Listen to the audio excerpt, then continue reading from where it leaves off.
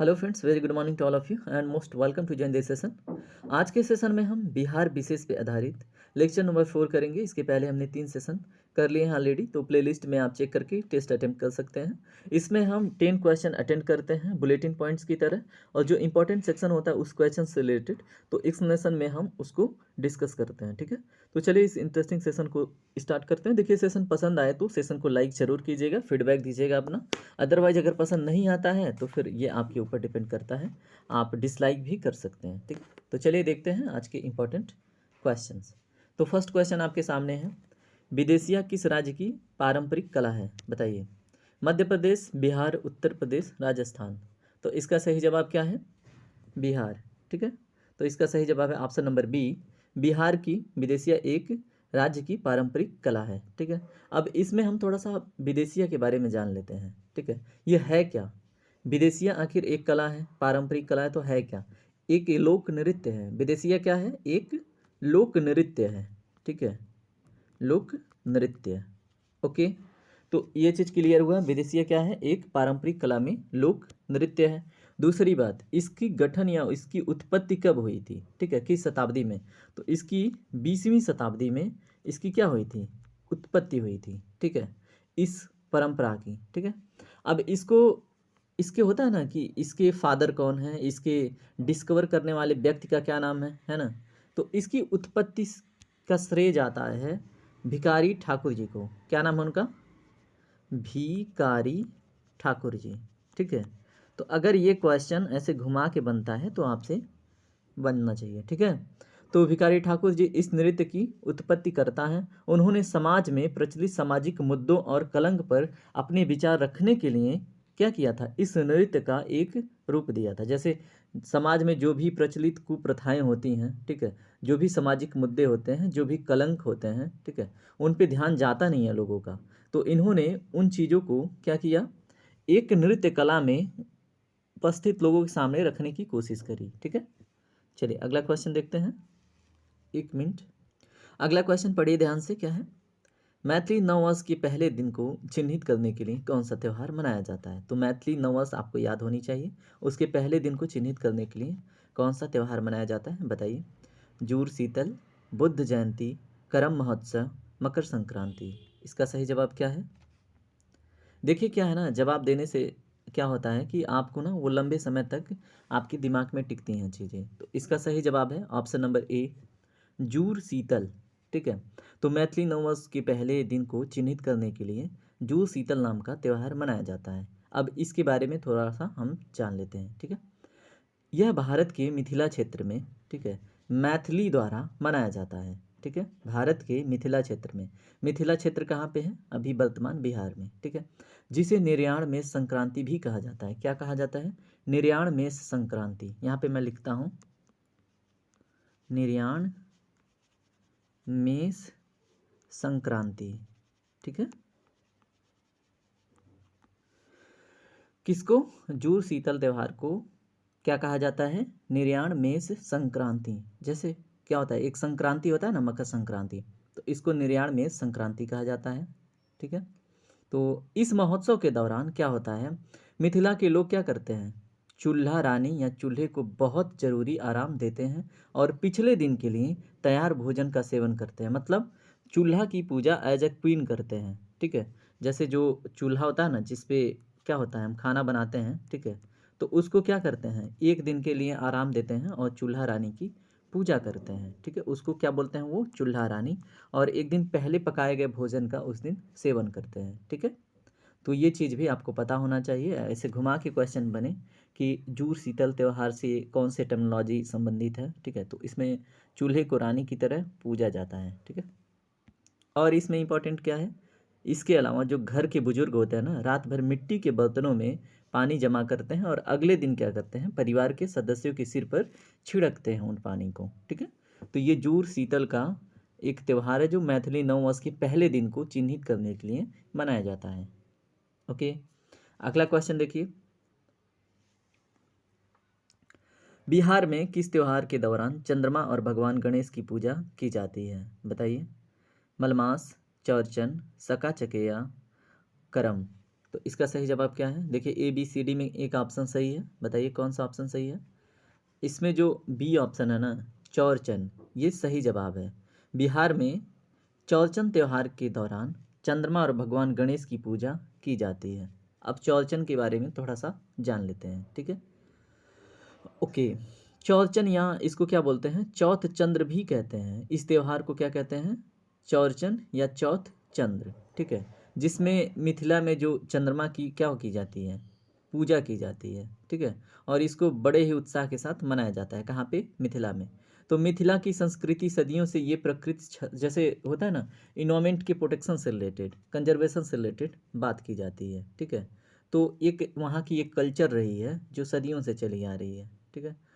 और इसमें क्या होता है, चाहे चौरचन में चंद्रमा की पूजा हो या छठ में सूर्य की पूजा का विधान हो, अधिकांश मिथिला त्यौहार कहाँ पे मतलब किसके रिस्पेक्ट में होती हैं? प्रकृति से जुड़ी हुई होती हैं, ठीक है। इन्वायरमेंट से जुड़ी होती हैं, ठीक है। नेचर से जुड़ी हुई होती हैं अधिकांश जो मिथिला के त्यौहार हैं, ठीक है। तो देखिए चौरचन के बारे में हमने जान लिया, ठीक है। अगर चौरचन के बारे में और भी बात करें तो चौरचन पर्व मिथिला में गणेश चतुर्थी के दिन, आपने सुना होगा ना, गणेश चतुर्थी, ठीक है। तो चौरचन का त्यौहार मिथिला में गणेश चतुर्थी के दिन मनाया जाता है, ठीक है। तो ये भी आपको पता होना चाहिए। इसे कई स्थानों पर चौथ चंद्र भी कहा जाता है, ये हमने पहले ही बात करी, ठीक है। महिलाएं आमतौर पर इस दिन उपवास करती हैं और शाम को क्या करती हैं, गणेश जी का और साथ में चंद्रमा जी का पूजा करती हैं, ठीक है। तो ये चीज़ आपको पता होना चाहिए। एक कहानी है, गणेश जी ने ही क्या किया था, श्राप दिया था किनको, चंद्रमा जी को, कि आपके ऊपर दाग लगेगा। क्यों? क्योंकि गणेश जी हंस रहे थे किस पे, उनके जो विकराल रूप है, जब उनकी गणेश की मतलब गणेश जी की गर्दन कटी हुई थी ना, उसमें क्या किया गया था, एक प्रकृति से उठा के एक ऐसे जीव का गर्दन लगाया गया जो मतलब जिसकी मम्मी अपने गोद में न सुला के उसको अपने पीछे सुलाती थी, ठीक है। तो ये चीज़ एक कहानी की तरह है, तो ऐसे आप याद कर सकते हैं, ठीक है। चौरचन क्यों मनाया जाता है, हमने इस बात को समझ लिया। अब देखेंगे अगला क्वेश्चन, ठीक है। चलिए देखते हैं अगला क्वेश्चन। Hold a minute. अगला क्वेश्चन ध्यान से पढ़िए, क्या है? लौरिया नंदनगढ़ असम की राजधानी पर स्थित जानवर का नाम बताइए। तो लौरिया नंदगढ़ स्तंभ को अगर आप जानते हो तो उस पे कौन सा जानवर का है, बताइए। बैल, शेर, हाथी, घोड़ा, बताइए। ऑक्स, लायन, एलिफेंट, हॉर्स, बताइए इनमें से क्या सही है। इसमें जो ऑप्शन नंबर बी है, शेर, ठीक है। तो अशोक का प्रसिद्ध स्तंभ जिसका हाइट है 32 फीट, कितना है? 32 फीट, ठीक है। और ये क्या है? ऊंचा पालिश बलुआ पत्थर का एक एकल खंड है। मतलब क्या, एक होता है ना मोनोलिथिक स्टोन, ठीक है, या फिर बोल लें एक ही स्टोन का बना हुआ जो लौरिया का नंदगढ़ स्तंभ है, मतलब उसमें अलग से स्टोन नहीं ऐड किए गए हैं, ठीक है। तो एकल खंड है वो, ठीक है, बलुआ पत्थर का। शीर्ष पर इसके क्या है, घंटी के आकार का एक गोलाकार अबेकस जो बनाया जाता था ना, तो वो है। और जो सूर्य की मूर्ति का इसमें क्या किया गया है, समर्थन करने वाले ब्रह्मी गीज से अलंकृत है। सूर्य की जो मूर्ति का समर्थन करने वाले ब्रह्मी गीज से क्या किया गया है, इसका अलंकरण किया गया है, ठीक है। तो ये चीज़ें आपको पता होनी चाहिए किस रिलेटेड। लौरिया नंदगढ़ स्तंभ की राजधानी पर स्थित जानवर का शेर है। हाइट कितनी है? 32 फीट। उस पर जो कला है सबसे बड़ी बात कि वो एक सिंगल्स स्टोन का है जो बलुआ पत्थर है, ठीक है। और फिर क्या है, जो शेर की मूर्ति का समर्थन करने वाला ब्रह्मगीज है, वो किससे, ब्रह्मगीज से अलंकृत है, ठीक है, ब्रह्मीगीज से। क्वेश्चन नंबर 35 देखिए। हाल ही में बिहार सरकार ने ई संबंधन पोर्टल लॉन्च किया है, इसका संबंध किससे है, बताइए। अगर ये कभी भी क्वेश्चन पूछा जाए तो आपको पता होना चाहिए, शिक्षा, कृषि, रोजगार, पेंशन। इसका सही जवाब क्या है? देखिए ई संबंधन पोर्टल है, तो इसका सही जवाब है शिक्षा, ठीक है। तो शिक्षा मंत्री विजय चौधरी जी ने इसको क्या किया था, एनओसी की स्वीकृति की थी और जारी करने की प्रक्रिया को क्या किया था, सुविधाजनक बनाया था, ठीक है। तो ये चीज़ें पता होनी चाहिए। और क्या किया था, आसान और पारदर्शी बनाने के उद्देश्य से इस पोर्टल को लॉन्च किया था, ई संबंध शिक्षा व्यवस्था में, ठीक है। इस वेब पोर्टल के माध्यम से इच्छुक जो स्कूल प्रबंध समितियां थी वो क्या कर रही थी, अपने स्कूल के लिए अनुमोदन या अपने वहाँ की जो अनापत्ति प्रमाण पत्र के लिए क्या कर सकती थी, ऑनलाइन आवेदन कर सकती थी, ठीक है। तो ई संबंध पोर्टल का जुड़ाव किससे है, शिक्षा से। और इससे संबंधित टर्मिनोलॉजी हमने देख ली, ठीक है। चलिए आगे देखते हैं। सॉरी। अगला देखिए क्वेश्चन क्या है, बिहार में निम्नलिखित में से किसने टाइगर गार्ड अवार्ड 2021 जीता, बताइए। मोहम्मद आरिफ, मोहम्मद यूसुफ, दोनों, कोई नहीं। तो इसका सही जवाब क्या है, मोहम्मद आरिफ जी ने 2021 का टाइगर गार्ड अवार्ड जीता था। ठीक है, तो ये चीज़ पूछे अगर तो आपको पता होना चाहिए। इन्होंने क्या किया था बताइए। 2021 में 51 लोग नॉमिनेटेड थे इस अवार्ड के लिए, लेकिन ये इन्होंने बाजी मारी थी। ठीक है, अगला क्वेश्चन देखिए, हाल ही में बिहार के किस जिले में अचीवर्स कप गोल्फ टूर्नामेंट का आयोजन किया गया, बताइए। पटना में, दरभंगा में, गया में, मुजफ्फरनगर में। मुजफ्फरपुर है, मुजफ्फरनगर नहीं है। ये बात है 2021 की। ठीक है, तो हाल फिलहाल जैसे होता है ना, करंट अफेयर में भी बैकग्राउंड के क्वेश्चन ले लेते हैं 2021 के, 2020 के, 2019 के। ठीक है, तो आपको ये चीज़ें पता होनी चाहिए। ठीक है, तो 2021 में किस डिस्ट्रिक्ट में ये हुआ था अचीवर्स कप टूर्नामेंट का आयोजन जो गोल्फ से रिलेटेड है, पटना में हुआ था। कहाँ पे, पटना में हुआ था। ठीक है, तो ये चीज़ आपको पता होती है तो फिर आप जवाब दे पाते हैं। ठीक है, यह एक द्विदिवसीय मतलब 2 दिन चलने वाला टूर्नामेंट था और इसका उद्घाटन गोल्फ क्लब के कप्तान तपन घोष ने किया था। किसने किया था, तपन घोष ने।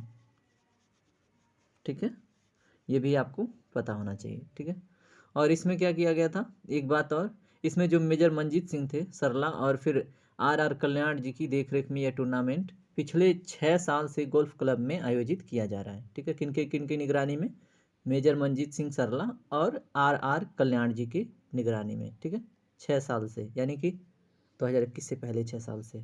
ठीक है, चलिए इस क्वेश्चन से आगे बढ़ते हैं, देखते हैं अगला क्वेश्चन। बिहार राज्य सड़क परिवहन विभाग ने दिव्यांगजनों को डैश डैश डैश किलोमीटर की मुफ्त यात्रा प्रदान करने का निर्णय लिया है, बताइए कितना। 38 नंबर क्वेश्चन का राइट आंसर क्या है, 10 kilometre, 100 kilometre, 50 kilometre, 30 kilometre, 150 kilometre, बताइए।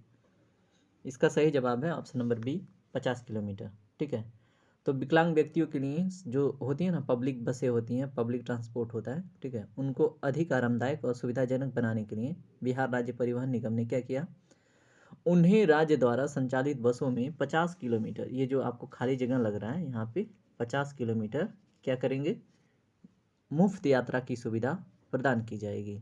ठीक है, और 50 से अधिक अगर वो जाते हैं, 50 किलोमीटर प्लस जाते हैं, तो उनको 50% की छूट। ठीक है, जितना भी फेयर किराया लगेगा उसमें 50% की छूट। ठीक है, तो ये चीज़ आपको पता होनी चाहिए। चलिए इसी तरह से हम देखते हैं अगला क्वेश्चन।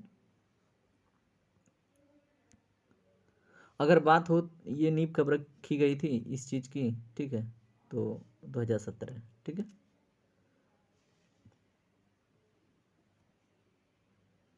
मांग की बात हो रही है। ठीक है, देखिए आपके विचार में ये चल रहा होगा 2017 2018 की चीज़ें क्यों सामने आ रही हैं। तो साफ सा मतलब जवाब है कि आजकल जब क्वेश्चन पेपर का लेवल बढ़ाते हैं, टफ करते हैं, तो 2015 तक के करंट अफेयर इंक्लूड की जाते हैं। ठीक है, तो ये चीज़ें आपको पता होनी चाहिए। तो यही उद्देश्य है कि आपके अगर टफ से टफ पेपर भी बने तो आपसे वो क्वेश्चन सॉल्व होने चाहिए। ठीक है, अब यहाँ देखिए यादान पुरस्कार 2021 किसको मिला है। ठीक है, तो किस क्षेत्र में, अगर देखिए क्वेश्चन यहाँ पे दो प्रकार से बन सकता है। यादान पुरस्कार किससे संबंधित है, तो शिक्षा के क्षेत्र से। और 2021 का यादान पुरस्कार किसको मिला है वो आप बताइए। प्रोफेसर एरिक हनुसेक को, रुक्मिणी बनर्जी को, दोनों को, कोई को नहीं। तो इसका ऑप्शन नंबर बी सही है, रुक्मिणी बनर्जी जी को। ठीक है, तो बिहार की रुक्मिणी बनर्जी जी को क्या करने के लिए मिला था, सीखने के परिणामों में, जैसे जो सीखते हैं लोग उसके रिजल्ट में काफ़ी सुधार आई थी। ठीक है, तो इनके इस काम के लिए इनको ईदान पुरस्कार 2021 मिला था। ठीक है, यदान पुरस्कार, ईदान पुरस्कार। ठीक है, 2021 क्यों मिला था ये आपने जान लिया। ठीक है, वह प्रथम एजुकेशन फाउंडेशन की सीईओ हैं। ठीक है, सीईओ हैं, प्रथम एजुकेशन फाउंडेशन, प्रथम एजुकेशन फाउंडेशन की सीईओ हैं। कौन, बताइए। 2021 में कौन थी, रुक्मिणी बनर्जी। ठीक है, ईदान पुरस्कार 2021 में दुनिया का सर्वोच्च शिक्षा सम्मान है, ठीक है, ये चीज़ आपको पता होनी चाहिए। उनके अलावा प्रोफेसर एरिक हनुसेक को भी शिक्षा अनुसंधान के लिए यह पुरस्कार मिला है। किस चीज़ के लिए? शिक्षा अनुसंधान, ठीक है। चलिए सॉरी, अगला क्वेश्चन देखते हैं। अगला क्वेश्चन पढ़िए। बिहार की 5वीं फॉरेंसिक विज्ञान प्रयोगशाला बिहार के निम्नलिखित में से किस जिले में खोली गई? बताइए। मुंगेर, गया, पूर्वी चंपारण, पटना। तो इसका सही जवाब क्या है? मुंगेर, ठीक है। तो वैज्ञानिक जांच को बढ़ावा देने के लिए बिहार सरकार ने कौन नंबर का 9th फॉरेंसिक विज्ञान प्रयोग, ये चीज़ याद होनी चाहिए, 9th नंबर का जो फॉरेंसिक विज्ञान प्रयोगशाला है, ठीक है, वो कहाँ पे? यहाँ पे, कहाँ पे? मुंगेर में, ठीक है। तो ये चीज़ आपको पता होना चाहिए। एक बार प्रयोगशाला बन जाने के बाद बिहार वैज्ञानिक अनुसंधान के साथ और अधिक जो आपराधिक मामलों के मतलब आ रहे थे मैटर, उनको अधिक से अधिक मात्रा में सुलझाया, ठीक है। कौन? जो 5वीं फॉरेंसिक विज्ञान प्रयोगशाला स्थापित की गई, ठीक है। ओके, ये कौन हुई थी? अगर फॉरेंसिक विज्ञान प्रयोगशाला में से बात करें तो राज्य में 9वीं थी, ठीक है।